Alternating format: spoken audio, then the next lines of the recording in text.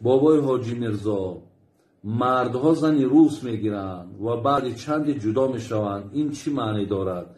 البته برادرای عزیز و گرامی، گرفتن زنی روسی که اهلی کتاب باشد برای مرد مسلمان جایز و درست است، لیکن من از وقتش میگفتم که شما حرکت کن، از همین ملت خودمان بگیریم، از اون ملت ها زن نگیریم، زیرا که ما با اونها موافق نیستیم. ما مثال او زنداری را که ما از پدرها و اولادها و شریعتمان آموختگیم، با او زنها مقصد ما او زنداری را کردن نمیتونیم. برای همین من بسیاری زندارها تونه دیدم که در روسیه در کدام احوالن اونها، فقط نامی اونها زنه، فقط در نکاح تای دیگر تمام.